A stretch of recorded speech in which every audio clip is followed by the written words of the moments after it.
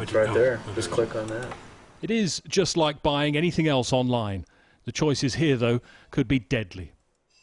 Assault rifles, handguns, pick what you want and check out.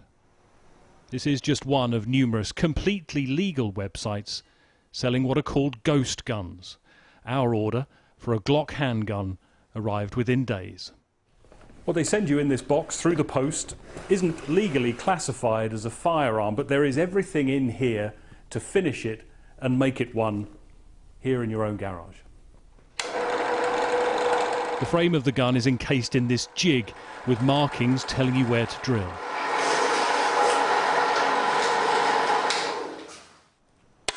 You then remove a few bits of polymer and insert a handful of small parts, including the trigger. Finish everything right and you end up with a fully functioning firearm within 2 hours and perfectly legal for the personal use of millions of Americans. In the vaults of the Federal Bureau of Alcohol, Tobacco and Firearms, some of the homemade weapons they've recovered. In one recent raid in Hollywood, they found dozens being sold on the streets. Anybody could purchase one of these on the internet, stores, gun shows. This is not regulated. The concern is that those who can't legally possess a firearm, like those convicted of serious crimes, can simply make their own. They have no serial number, they are untraceable. We have individuals that are involved in making several firearms and getting engaged in the business of selling those firearms to individuals who shouldn't have them. And those are individuals that are violent gang members, criminal organizations in some of the most violent cities in the country. And when we see that approximately 30% of the firearms we're recovering in those investigations are self-made, it definitely is a concern for us. When a gunman opened fire at a college in California in 2013, he did so with an illegal firearm he built with parts ordered online. He killed 5 people.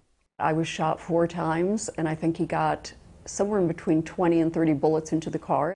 Deborah Fine says those selling ghost gun kits should take responsibility.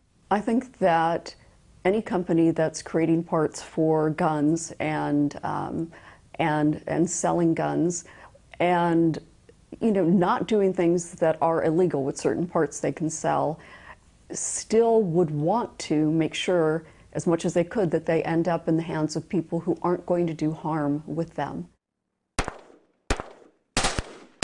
For defenders of that right to bear arms, the spread of ghost guns, like the prospect of 3D printed guns, is a worry. They can be a useful tool, I think, to teach, give people knowledge and a new respect for firearms and mechanics of them, how they work. I think if kept in its original context, I think they can be good. I think what happens in some cases is you have criminals that take the freedoms that the rest of us Americans enjoy and twist them around and use them for, to further their criminal agenda, and that's always a negative.